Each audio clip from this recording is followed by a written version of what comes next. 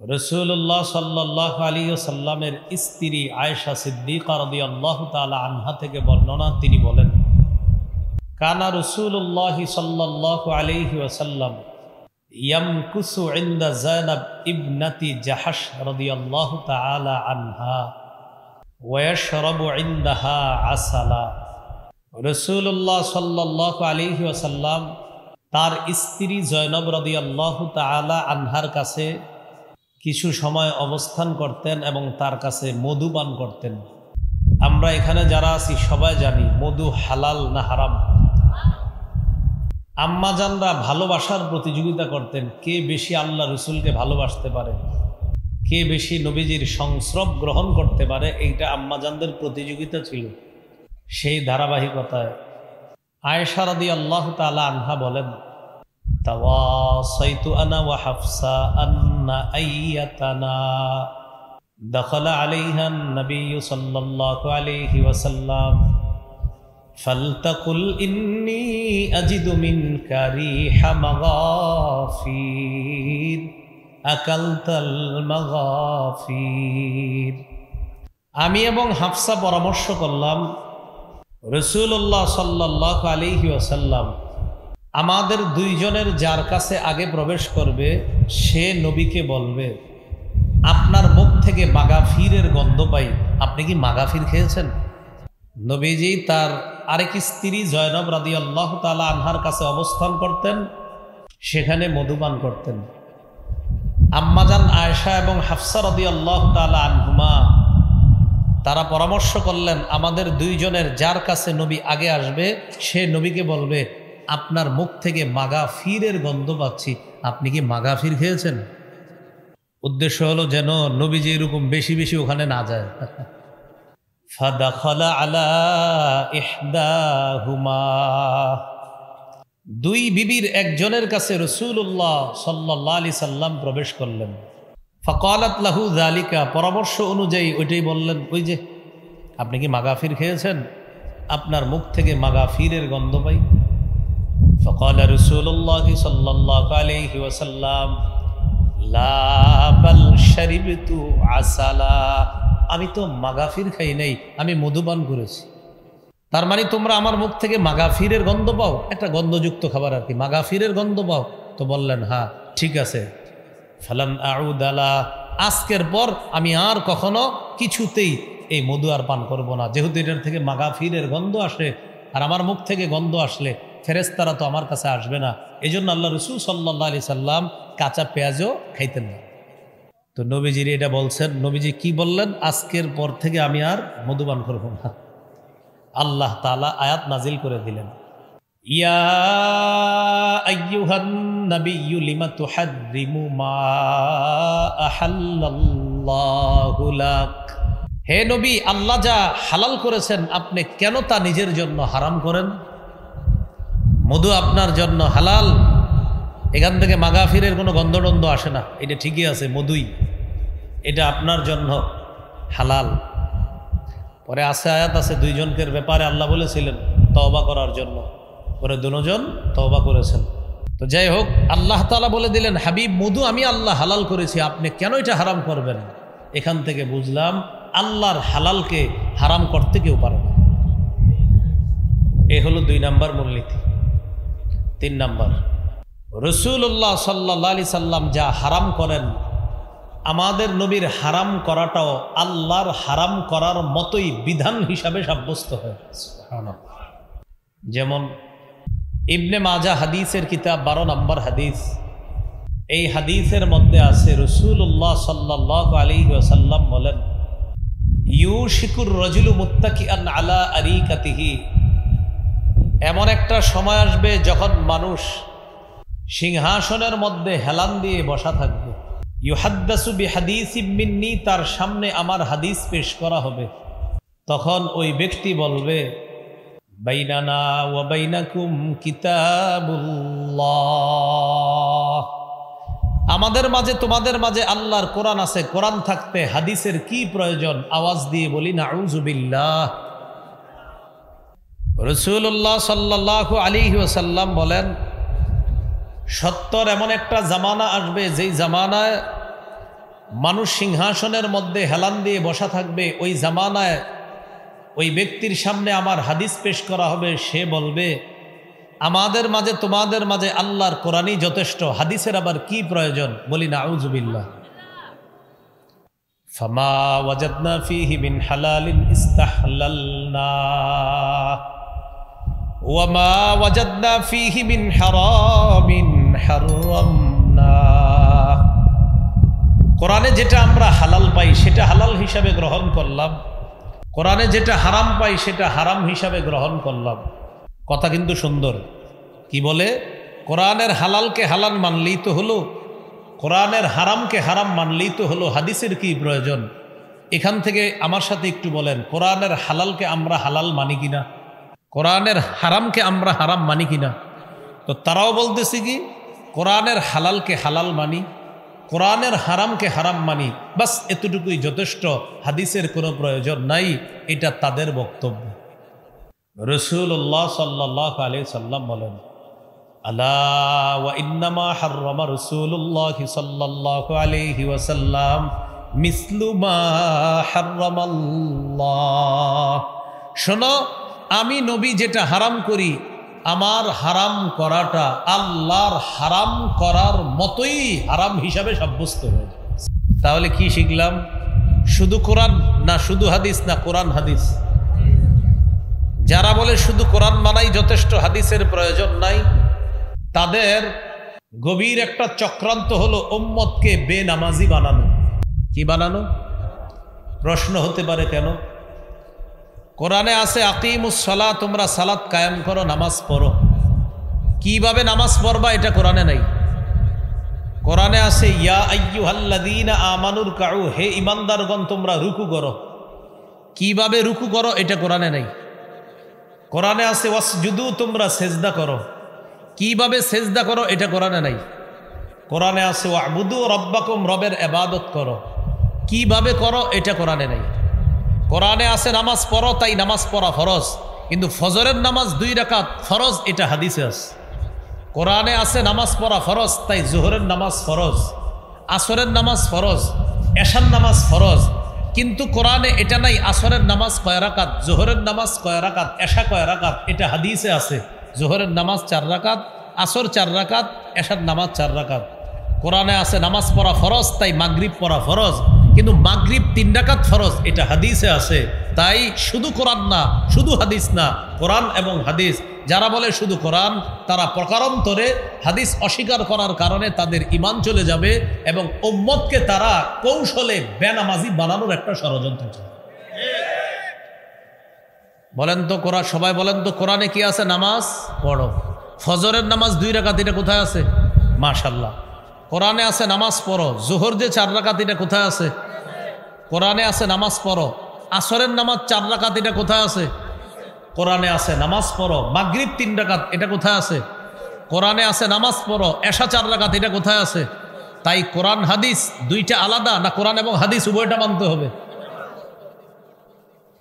এই হলো আপনার শুধু কোরআন মানার যারা দাবি করে, ওদের এই হলো ষড়যন্ত্র। তাহলে কি শিখলাম?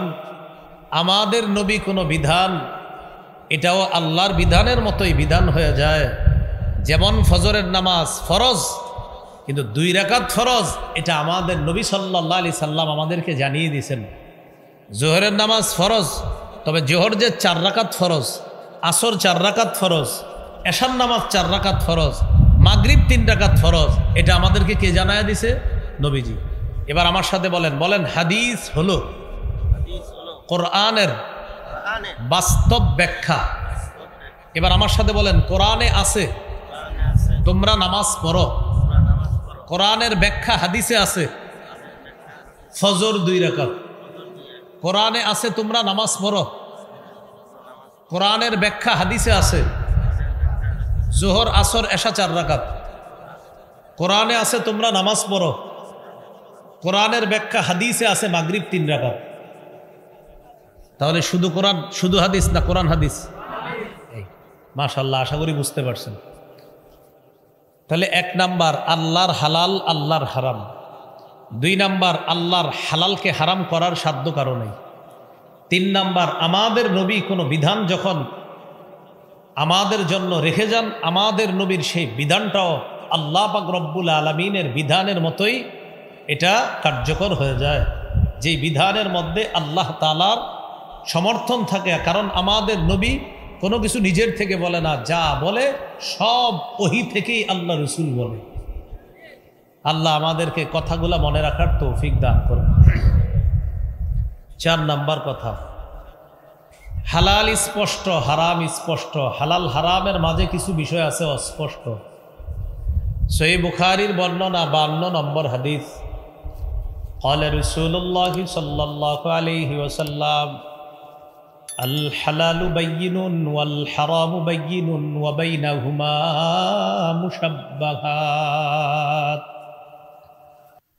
রাসূলুল্লাহ সাল্লাল্লাহু আলাইহি ওয়াসাল্লাম বলেন, হালাল স্পষ্ট, হারাম স্পষ্ট। হালাল হারামের মাঝে কিছু বিষয় আছে অস্পষ্ট। ফামানিত্তাকাল মুশাব্বাহাত, যারা সন্দেহযুক্ত জিনিস থেকে বেঁচে থাকবে, ফাকাদ ইস্তাবরাআ লিদীনিহি ওয়া ইরজিহি, সে তার দিন এবং তার সম্মানকে হেফাজত করল।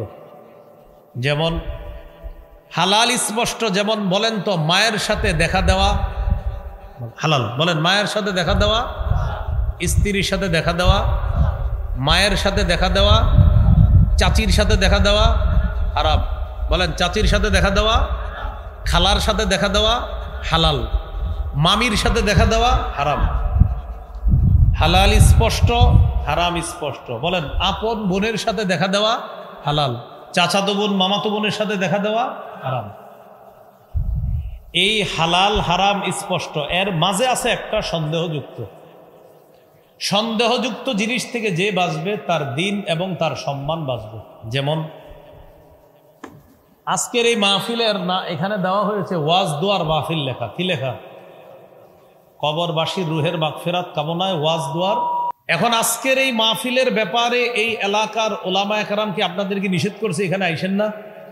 আচ্ছা, তাহলে এখানে লেখা কবরবাসীর রুহের মাগফিরাত কামনায় ওয়াজ দোয়ার মাহফিল, এটার বিরোধিতা কেউ করলো না। কিন্তু এরকম মাহফিল নামে আরো পোস্টার হয়, যেই মাহফিলের আগে পরে কিছু লেখা থাকে, ওই লেখা দেখা আশেপাশের মাদ্রাসা মসজিদের ইমাম খতিব ওলামায়ে কেরাম আপনাদেরকে নিষেধ করে, ভাই এখানে যায়েন না। কি শিখলাম? এই মাহফিলে কেউ নিষেধ করলো না, কিন্তু কিছু জায়গায় মাহফিল লেখা থাকে, বাকি আগে কিছু একটা লেখা থাকে, ওইটা লেখা থাকার পরে হুজুররা বলে ভাই এখানে যায়েন না। তো এই যে আপনাকে বললো এই মাহফিলে যায়েন না, তখন আবার এলাকার দেখবেন কিছু লোক বলবে না যাইলে সমস্যা নাই। তার মানে একটা মাহফিলের ব্যাপারে এমন হয়ে গেল যেখানে হক্কানি আলেমরা আপনাকে বলতেছে যায়েন না, আর অন্য টাইপের কোনো বেদাতি কেউ আপনাকে বলতেছে এখানে যাওয়ার জন্য। তাহলে মাহফিল নাম কিন্তু আগে পরে কিছু একটু আছে, এই জন্য হক্কানি আলেমরা বলতেছে যায়েন না। এখন আপনি চিন্তা করলেন, আচ্ছা আমি কি যাব না না যাব? আমার পরামর্শ হলো আপনি কি করবেন দেখেন। আমার পরামর্শ হলো এখানে এক মাহফিলে যাওয়ার ব্যাপারে দল হয়ে গেছে কয়টা? 2টা। এক দল বলতেছে যান, সমস্যা নাই কোনো, আরেক দল বলতেছে যায়েন না, এখানে গেলে উল্টাপাল্টা কথা বলবে, ইমানের খতরা আসতে পারে। এই তো আপনি বুদ্ধি করে চিন্তা করবেন, আচ্ছা এই মাহফিলে যদি আমি না যাই কি হবে? আমার না গেলে আমার নামাজের ক্ষতি হবে না, আমার রোজার ক্ষতি হবে না, আমার জাকাতের ক্ষতি হবে না, আমার হজের ক্ষতি হবে না, আমার কিচ্ছু হবে না, যেহেতু হক্কানি আলেমরা বলতেছে এখানে না যাওয়া ভালো। আবার একদল বলতেছে যাওয়া উচিত। যেই জায়গার মধ্যে সন্দেহ কাজ করতেছে এখানে আমি না গেলাম, এখানে না গেলে তো আমার কোনো ক্ষতি হইতেছে না। আল্লাহ রসুল বলেন সন্দেহযুক্ত বিষয় থেকেও বাঁচো, তোমার দিনও ঠিক থাকবে, তোমার সম্মানও ঠিক থাকবে। এই জন্য সন্দেহের সেটার মধ্যে সন্দেহ, ওলামায়ে কেরাম যদি বলে ভাই এখানে একটু দুর্গন্ধ আছে, যায়েন না ওখানে। আল্লাহ আমাদেরকে কথাগুলা বোঝার তৌফিক দান করেন। তো হাদিসটা এবার শুনি। ওয়ামান ওয়াকাআ ফিশ শুবহাত কারাইন ইয়ারআ হাওলাল হিমা ইউশিকু আইওয়াকিআ। এক বাচ্চার একটা দেয়াল আছে, দেয়ালের সামনে লেখা সংরক্ষিত এলাকা। এই এলাকার আশেপাশে ছাগল চড়ানো যাবে না, গরু চড়ানো যাবে না। ছাগল গরু চড়াইলে এই দেয়ালের ভিতরে ছাগল গরু ঢুকার সম্ভাবনা আছে। আপনি কি করলেন? বুদ্ধি করে গরু ছাগল তার দেয়ালের পাশে নিয়ে ঘাস খাওয়াইতেছেন, হঠাৎ একটা ছাগল দেয়ালের চিপা ফাঁকা পেয়ে ঢুকে গেছে ভিতরে। আগেই তো লেখা ছিল এই দেয়ালের পাশে গরু ছাগল চড়াবেন না, কেন চড়াইলেন?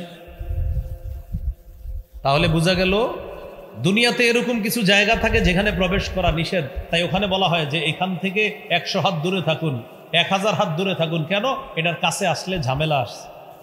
রাসূলুল্লাহ সাল্লাল্লাহু আলাইহি সাল্লাম বলেন, আলা ইন্না লিকুল্লি মালিকিন হিমা, প্রত্যেক বাদশার একটা সীমারেখা আছে। ওয়া ইন্না হিমাল্লাহি ফিল আরদি মাহারিমুহু, পৃথিবীতে আল্লাহর সীমারেখা হলো নিষিদ্ধ বিষয়গুলা। এই নিষিদ্ধ বিষয়গুলার ব্যাপারেও আল্লাহর বিধান হলো এটার কাছেও যায় না। রাখাল যেমন ওই দেয়ালের কাছে গেলে তার ছাগল দেয়ালের ভিতরে ঢুকে যাওয়ার সম্ভাবনা, এটার ভিতরে যে কোনো সমস্যা ঘটতে পারে। আল্লাহর হারাম বিষয়গুলার কাছে যদি তুমি যাও, হতে পারে ওই হারামের মধ্যে তুমি জড়িয়ে পড়ো। এই জন্য হারামের কাছে না যাওয়া। সন্দেহ যে ওখানে গেলে আমি কি হারাম কাজটা করে ফেলবো, সন্দেহ লাগতেছে, যান না, হতে পারে করে ফেলবেন। আপনার 10 বন্ধু গেছে খেলা দেখতে, হারাম খেলা, জুয়ার খেলা দেখতে গেছে। আপনি চিন্তা করলেন আমি একটু গিয়ে স্কোরটা যাই না, সে আমি খেলাটা দেখবো না, শুধু স্কোর জানবো। আপনি গেলেন, যাওয়ার পর বন্ধুদেরকে দূর থেকে জিজ্ঞাসা করতেছেন, দোস্ত কি অবস্থা, এটা জিজ্ঞাসা করার জন্য গেছেন। বন্ধুরা লম্বা সময় এখানে জুয়াবাজির খেলা দেখবে। সেখানে বন্ধুদেরকে জিজ্ঞাসা করতে যাওয়ার, যখন জিজ্ঞাসা করবেন স্কোরটা, ওই টাইমে সবাই দিছে তালি, এরে ছক্কা। তখন আপনি আর সইতে পারেন নাই। ঘটনা কি? আজকে শেষবারের মতো যাই, দেখি কি হয়। এই যে দেখেন, হারামের সীমা রেখার কাছে যাইতে নিষেধ করছে রাসূল সাল্লাল্লাহু আলাইহি সাল্লাম। কেন? ওখানে যদি তুমি যাও, হতে পারে হারামের মধ্যে তুমি ঢুকে যাবে। কথাটা কি বুঝে আসছে সবার? এই জন্য আল্লাহ পবিত্র কোরআনের মধ্যে বলেন, ওয়ালা তাকরাবুজ জিনা, আল্লাহ বলেন তোমরা জিনার নিকটবর্তী হয়েও না। বলে নাই জিনা করো না, বলছে জিনার কাছেও যাও না। বলে নাই জিনা করো না, বলছে এটার কাছেও যাও না। যদি এটার কাছাকাছিও যাও, হতে পারে এই শয়তান তোমাকে আসল জিনার মধ্যে লিপ্ত করায় দিবে। অথচ আমাদের পকেটে পকেটে এখন জিনার উপকরণ আছে। সহিহ বুখারীর বর্ণনা 6612 নম্বর হাদিস।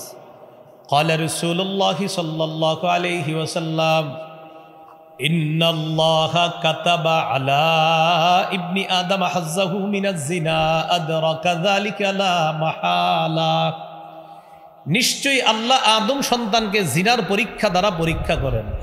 ফাজিনাল আইনি আন নাজরু, চোখের জিনা হলো দেখা। ওয়াজিনাল লিসানাল মানতিক, মুখের জিনা হলো কথা বলা। ওয়ান নাফসু তামান্না ওয়া তাশতাহি, অন্তর কল্পনা করে, এটা অন্তরের জিনা। এবার আমার সাথে একটু বলেন, সরাসরি যা দেখা, সরাসরি যা দেখা হারাম। মোবাইলে তা দেখা হারাম। যাকে সরাসরি দেখলে চোখের জিনা হয়, তাকে মোবাইলে দেখলেও চোখের জিনা হয়। ঘটনা কি? আওয়াজ কমে গেল কেন? আবার বলেন, যাকে সরাসরি দেখলে চোখের জিনা হয়, বলেন, তাকে মোবাইলে দেখলেও চোখের জিনা হয়, ভিডিও কলে দেখলেও চোখের জিনা হয়, নাটক সিনেমায় দেখলেও চোখের জিনা হয়। এখন নিজের প্রশ্ন করেন, কয়জন এটা থেকে বাঁচতেছে? রাসূলুল্লাহ সাল্লাল্লাহু আলাইহি সাল্লাম বলেন, লা আ'লামান্না আকওয়ামাম মিন উম্মতি ইয়াতুনা ইয়াওমাল কিয়ামাতি বিহাসানাতিন আমসালি জিবালি তিহামা বাইদা ফায়াজআলুহা আল্লাহু হাবাআম মানসুরা।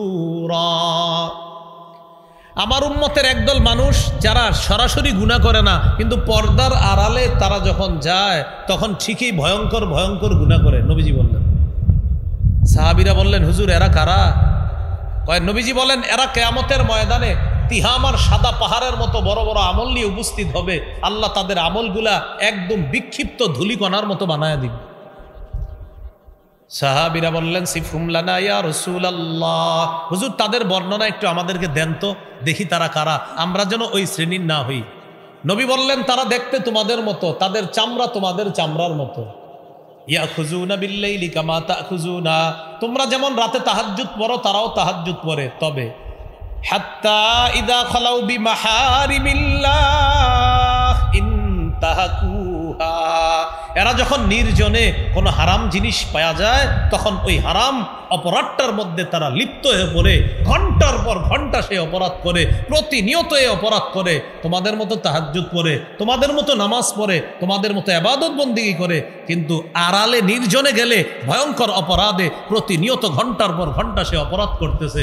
নবী বলেন এদের আমলগুলো আল্লাহ কিয়ামতের ময়দানে বিক্ষিপ্ত ধূলিকণার মতো বানায়।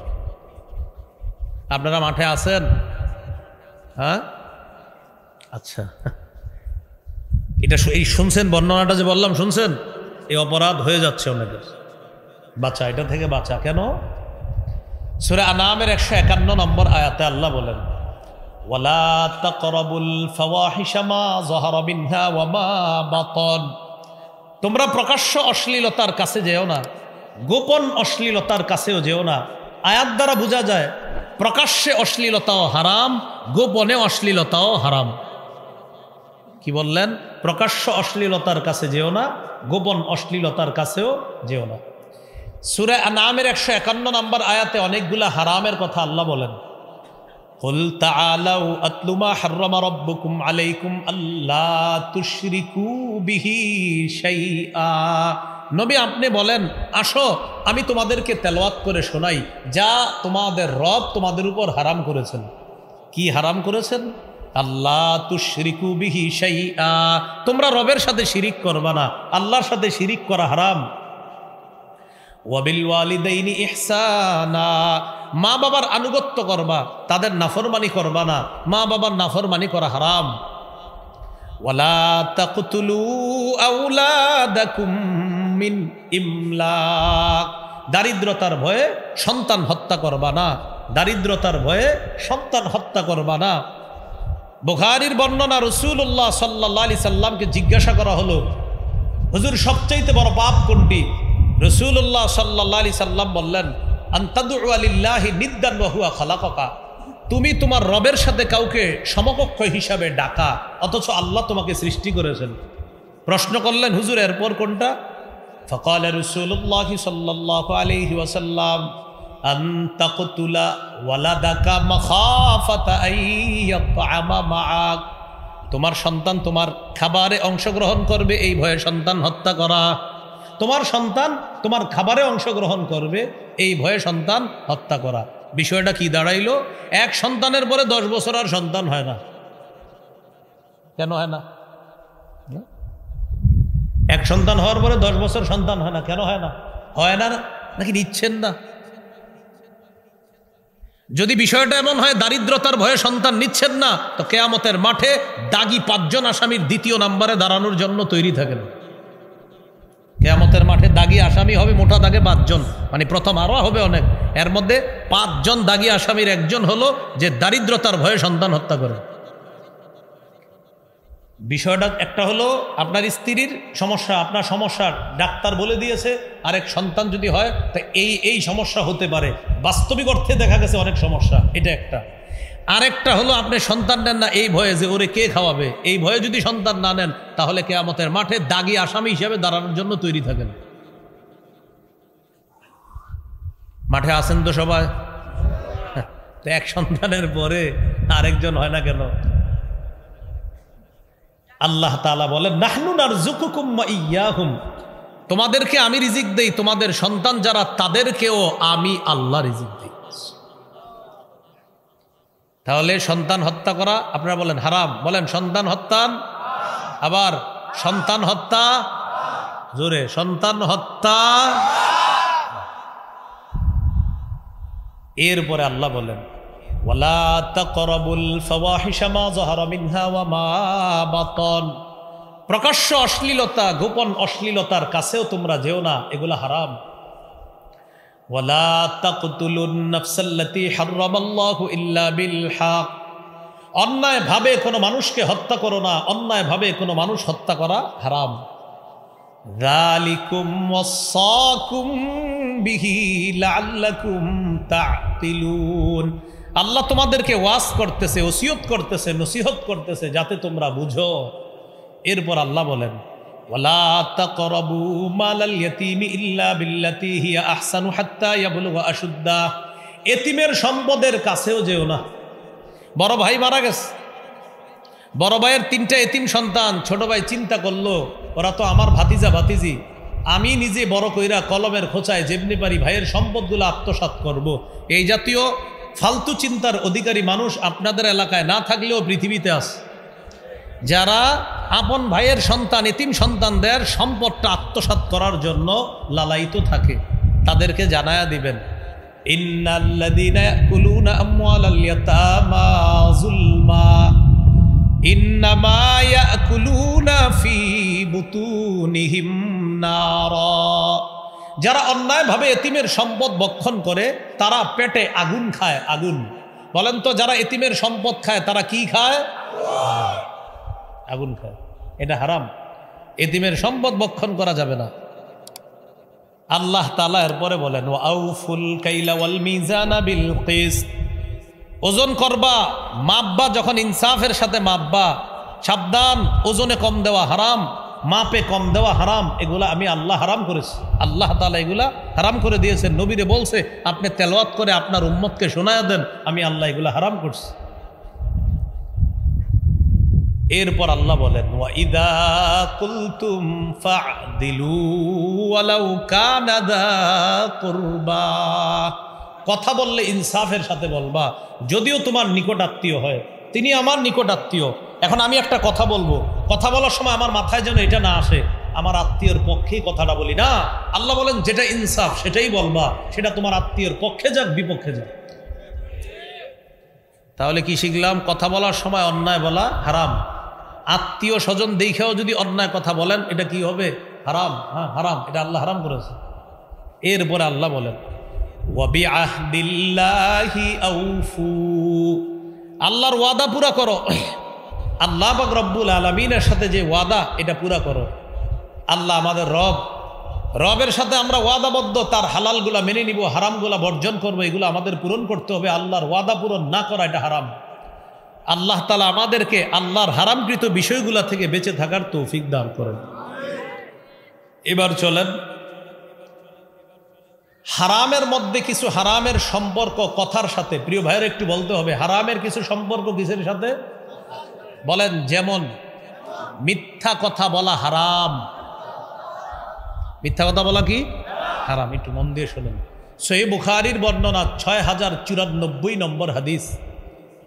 এই হাদিসটা শোনানোর আগে আমি আপনাদেরকে বলছি, এই যুগে যদি কেউ চান যে আবু বকর সিদ্দিক রাদিয়াল্লাহু তাআলা, আবু বকর তার উপাধি যেমন সিদ্দিক, আল্লাহ তাআলা আপনি যদি চান এই যুগেও আপনার নামের পিছনে সিদ্দিক লেখা হোক, হাদিস দ্বারা প্রমাণ হয় এই যুগেও কোনো মানুষ চাইলেই আল্লাহর কাছে সে সিদ্দিক নামটা লেখাইতে পারে।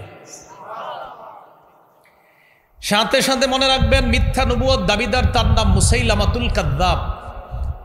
এই যুগে কোনো ব্যক্তি যদি চায় যে আমার নাম কাযযাব হোক, এটাও সে পারবে।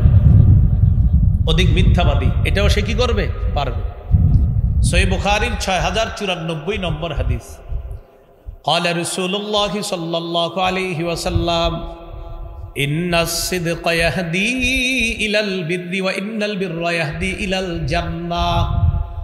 রাসূলুল্লাহ সাল্লাল্লাহু আলাইহি ওয়াসাল্লাম বলেন, সত্য কথা পুণ্যের রাস্তা দেখায়, পুণ্য জান্নাতের রাস্তা দেখায়।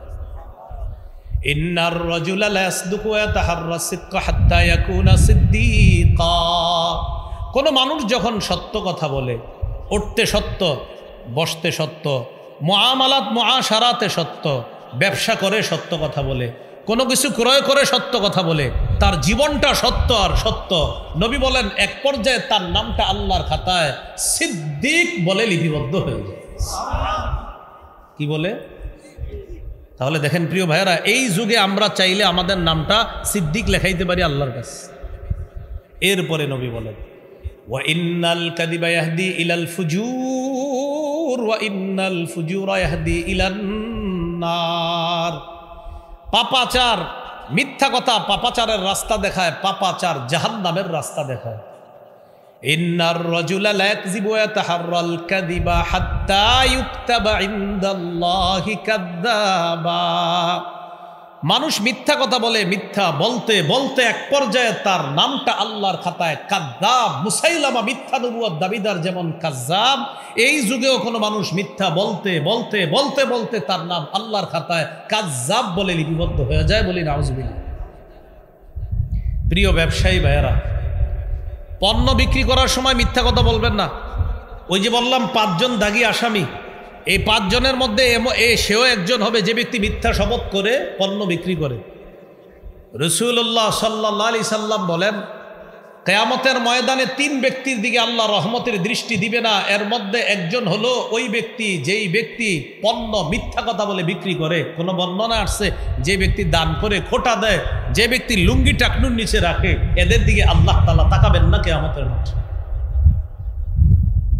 কি টাকনুর নিচে রাখে? এদের দিকে আল্লাহ তাআলা কিয়ামতের ময়দানে তাকাবেন না। এখন তো এটা আমরা কিছু ভাবি না, মনেই করি না। নামাজে গেলে দেখ মাশাআল্লাহ তাও উঠায়, আল্লাহ বাঁচাইছে যে নামাজের সময় উঠায়, না উঠাইলে কি করার ছিল? মানুষ ভাবে টাকনু শুধু নামাজের সময় না, মুসলমানের টাকনু এটা সর্বা অবস্থায় আপনার টাকনুর উপরে কাপড় পরা।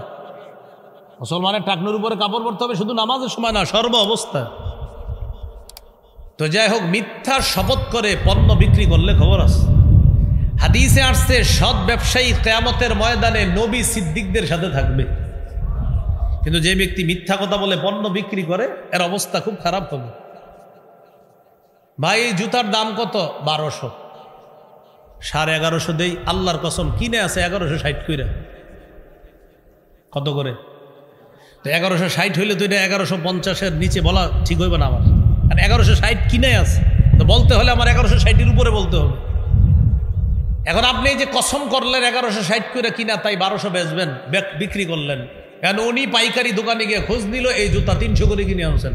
তার মানে মিথ্যা কথা বললেন 700 টাকা, আরো বেশি, 700-900 টাকা মিথ্যা কথা বললেন।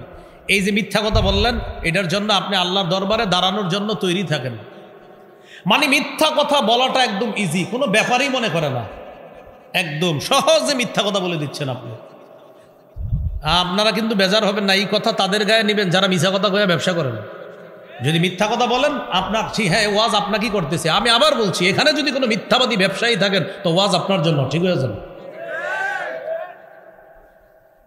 তো মিথ্যা কথা বলতে বলতে তার নাম আল্লাহর খাতায় কাযযাব লিপিবদ্ধ হয়ে যায়। আল্লাহর হস্তে মিথ্যা কথা বলেন না। এবার আসেন আরেকটা হাদিস শুনিয়ে। হাদিস শোনার আগে আমার সাথে একটা বাংলা বলেন। বলেন, রাসূলুল্লাহ সাল্লাল্লাহু আলাইহি ওয়াসাল্লামের কাছে সবচেয়ে অপছন্দনীয় বিষয় ছিল কেউ নবীর সামনে মিথ্যা বলা। বলেন তো আমাদের নবীর কাছে সবচেয়ে অপছন্দনীয় বিষয় কোনটা ছিল? মিথ্যা বলা। তিরমিজির হাদিস 1973 নম্বর হাদিস, 1973। এই হাদিসের মধ্যে আছে عن عائشة الصديقة رضي الله تعالى عنها قالت ما كان خلق أبغض إلى رسول الله صلى الله عليه وسلم من الكذب।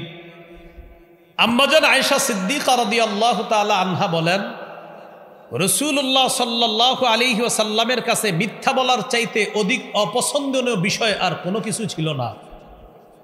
কোন ব্যক্তি যদি নবীর সামনে মিথ্যা কথা বলতেন, ফামা ইয়াজালু ফি নাফসিহি হাত্তা ইয়ালামা আন্নাহু ক্বাদ আহদাসা মিনহা তাওবা।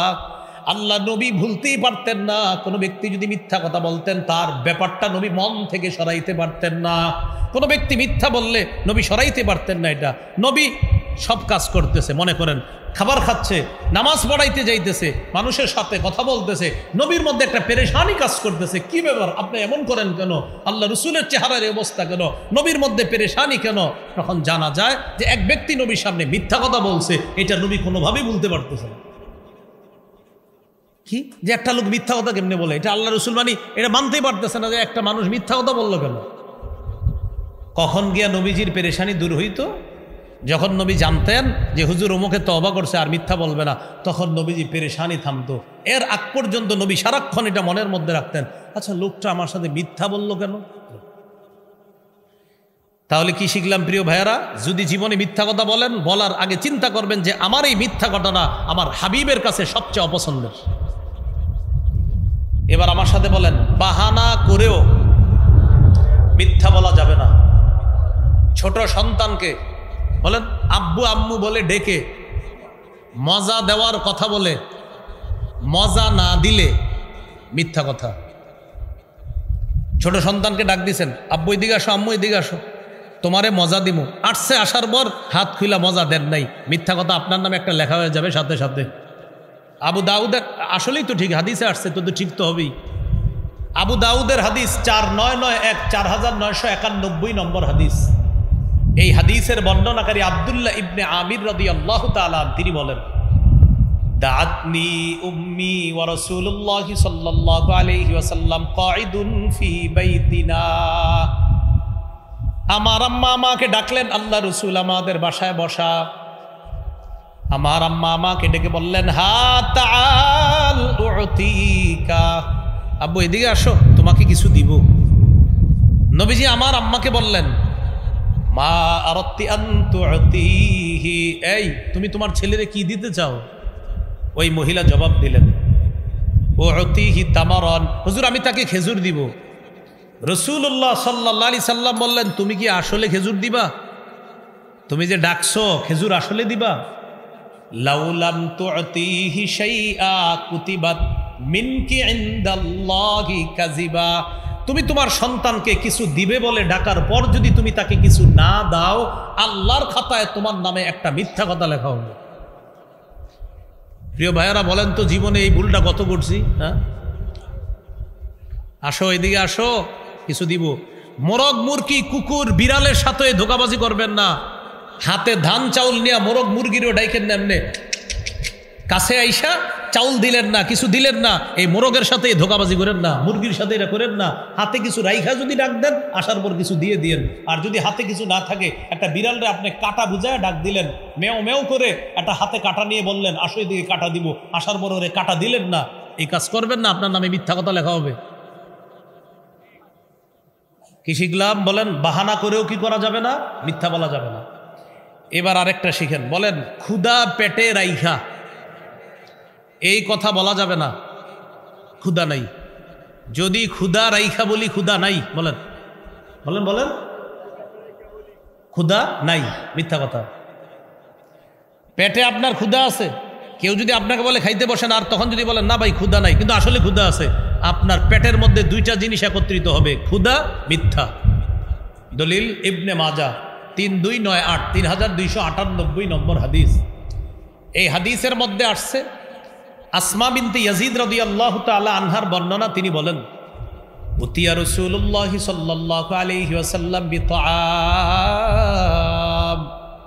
আল্লাহ নবীর সামনে খাবার আনা হলো। আনার পর আমরা যারা আল্লাহ নবীর সামনে, আমরা বললাম লা নাশতাহি, খাবারের আমাদের চাহিদা নাই।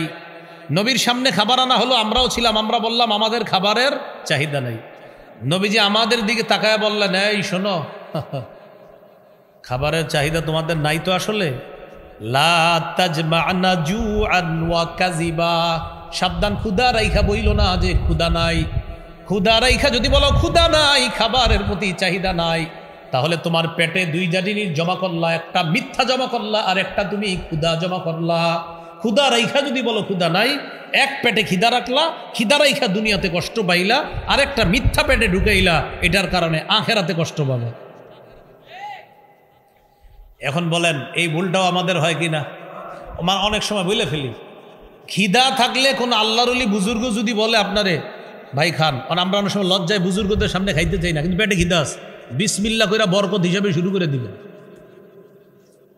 হ্যাঁ, বিসমিল্লাহির রহমান, হুজুর বলছে বিসমিল্লাহির রহমান, খানা শুরু করে। হ্যাঁ, একটু আদব বজায় রাখেন সামনে, সমস্যা নেই, আপনি একটু ভদ্রভাবে বইসা, হুজুর বলছে খান, তো আপনার পেটে খিদা আছে, বিসমিল্লাহির রহমান শুরু করে দেবেন। মিথ্যা কথা বলা যাবে না। আর যদি বলেন খাবেন না, বললেন যে হুজুর এখন খাবো না পরে খাবো, এটা বলেন, কিন্তু বললেন না যে ক্ষুধা নাই, আসলে তো ক্ষুধা আছে, প্রচুর ক্ষুধা। এই টাইমে আপনার সামনে হুজুরে বিরিয়ানি দিছে, বলেন বিরিয়ানির গেরানে কার মন না চায় বিরিয়ানি খাইতে? ওই টাইমে আপনার বলছে খান, আপনি বললেন ক্ষুধা নাই। কি সুন্দর মিথ্যাটা যে পেটে ঢুকাইলেন। বিরিয়ানির সময় যদি ক্ষুধা রাইখা বলেন ক্ষুধা নাই, তাহলে মিছা কথাটার পাওয়ারটা কত বেশি হয়। তো ভাই, যদিও বিষয়টা একটু হাসির মতো মনে হচ্ছে, কিন্তু আমরা এই ভুলগুলা অহরহর করে থাকি। তাহলে ক্ষুধা মিথ্যা এক পেটে একত্রিত করা যাবে না। আল্লাহ তাআলা আমাদেরকে এইভাবে এই জাতীয় মিথ্যা থেকে হেফাজত করেন। এবার আমার সাথে বলেন, মানুষকে হাসানোর জন্য বলেন মিথ্যা কথা বলা যাবে না। প্রয়োজনে সঠিক কথা বলে হাসানো দোষণীয় নয়। মিথ্যা বলে হাসানো যাবে না, সত্য বলে আপনি হাসান। ইসলাম সত্য বলে হাসানো শিখেছে। যেমন আপনাদেরকে একটু হাসাই, বুখারীর একটা হাদিস শোনাই, হাসি দেওয়ার জন্য রেডি হন। হ্যাঁ, বেশি জোরে হাসি দেন না, একটু হালকা আপনার মুস্কি হাসবেন। এবার হাসবেন, হাসি আসবে শিওর, কিন্তু শোনেন। বুখারীর বর্ণনা, রাসূলুল্লাহ সাল্লাল্লাহু আলাইহি সাল্লামের কাছে এক সাহাবী আসলেন। আসার পর বললেন, ওয়াকাতু আলা ইমরাআতি ফি রমাদান। ইয়া রাসূলুল্লাহ, রমজান মাসে আমার দ্বারা এমন কিছু হয়ে গেছে যেটা রমজানের বাহিরে বৈধ কিন্তু রমজানে অবৈধ। এখানে অনেক বাচ্চারা আছে, এই জন্য আমি বাংলাটা এইভাবেই বললাম। বাংলাটা আপনারা আশা করি বুঝতে পারছেন যে ইয়া রাসূলুল্লাহ, রমজানের বাহিরে যেই বিষয়টা হালাল, ওই কাজটা রমজানে হারাম হয়, এরকম কিছু একটা আমার হয়ে গেছে, আমি এখন কি করব? আশা করি বুঝে আসছে সবার। তো রাসূলুল্লাহ সাল্লাল্লাহু আলাইহি সাল্লাম বললেন, গোলাম আজাদ করে দাও। সাহাবী বললেন, হুজুর আমার টাকা পয়সা নেই গোলাম আজাদ করার মতো। নবীজি বললেন, আতইম সিত্তিনা মিসকিনা, তাহলে 60 জন মিসকিনকে খাওয়ায়া দাও। সাহাবী বললেন, হুজুর টাকা পয়সাই নেই, আমি 60 জনকে খাওয়াবো কেমনে? রাসূলুল্লাহ সাল্লাল্লাহু আলাইহি সাল্লাম বললেন, তাহলে সুম শাহরাইনি মুতাতাবিআইন, টানা 2 মাস রোজা রাখো, মানে 60টা, মাঝে একটাও ভাঙা যাবে না। 59 নাম্বারটা ভেঙে ফেললে আবার 60টা রাখতে হবে, কথার কথা। তিনি জবাব দিলেন, হুজুর আমার ওজর আছে, আমার দ্বারা 60টা সম্ভব হবে না টানা। তাহলে গোলাম আজাদও পারবে না, 60 জন মিসকিনকেও খাওয়াতে পারবে না, আবার টানা 60টা রোজা রাখতেও পারবে না, ওজর আছে। নবীজি বললেন, দেখি কি করা যায়। ইতিমধ্যে নবীজির কাছে এক ব্যাগ খেজুর আসছে হাদিয়া। খেজুর আসার পর নবীজি বললেন, আচ্ছা ওই ব্যক্তি কোথায় যিনি মাত্র আমার কাছে মাসালা জানতে চাইলা? উনি বললেন, হুজুর আসি। নবীজি বললেন, নাও খেজুরগুলা নাও, তাসাদ্দাক বিহা, এগুলা সদকা করে দিবা, আল্লাহ তোমাকে মাফ করে দিবে। তিনি বললেন, হুজুর কারে সদকা করুন? নবীজি বললেন, তোমার চেয়ে গরিব যারা। এবার আপনারা মন দিয়ে শোনেন কি বলে। কয়, হুজুর এই 2 বর্ডারের মাঝে যে এলাকাটা আছে, আমার চেয়ে গরিব আর কেউ নেই। এই যে একটা হাসি দিচ্ছেন না আপনারা, সব হয়েছে। আল্লাহ রসুল ঠিক এই কথাটা শুনে একটা হাসি দিছে, নবীর সামনের পাটের দাঁতগুলা দেখে। এই জন্য এখানে আমাদের ওস্তাদরা বড়াইতেন, ওস্তাদ হাসতেন, আমাদেরকে হাসাইতেন। এই হাসিতে আল্লাহ সওয়াব দেয়, আর মিথ্যা বলে হাসাবেন যেটা, সেটা দেয় গুনাহ হবে। বুঝে আসছেনি কথাটা?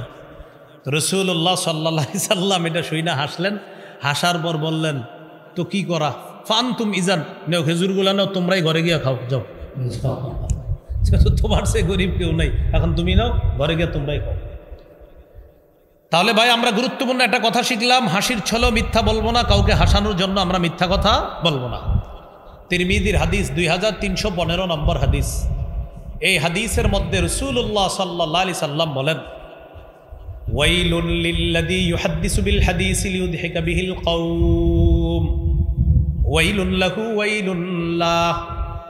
রাসূলুল্লাহ সাল্লাল্লাহু আলাইহি সাল্লাম বলেন, ওয়াইলুন, ওই ব্যক্তির জন্য ধ্বংস যে ব্যক্তি ইউহাদ্দিসু কথা বলে, ফায়াকযিবু আর মিথ্যা কথা বলে, লিইউদহিকা বিহিল কওম মানুষকে হাসানোর জন্য মিথ্যা কথা বলে, ওয়াইলুন লাহু ওয়াইলুন লাহ, তার জন্য ধ্বংস, তার জন্য ধ্বংস, তার জন্য ধ্বংস যে মানুষকে মিথ্যা কথা বলে হাসানোর জন্য।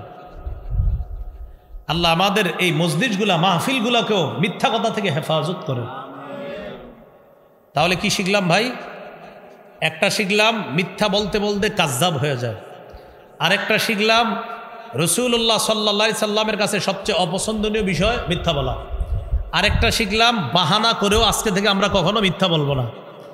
আরেকটা জিনিস শিখলাম, পেটে ক্ষুধা রাইখা আমরা কখনো মিথ্যা কথা বলবো না। আরেকটা জিনিস শিখলাম, মানুষকে হাসানোর জন্য আমরা কখনো মিথ্যা কথা বলবো না। এবার বলেন, পরিণতি চিন্তা না করে বলেন, একটা মিথ্যা কথা বললে 70 বছর জাহান্নামী হওয়া লাগতে পারে।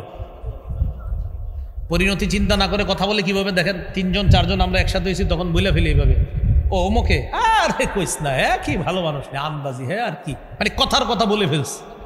এক ব্যক্তির নামে কিছু মিথ্যা কথা বললাম, ওই ব্যক্তি আমার সাথে দেখা হল, কি তুই নাকি আমার নামে চা দোকানের সামনে এগুলো বলছিস, কই কখন, আমি তো এমনি বলছি দুই একটা কথা।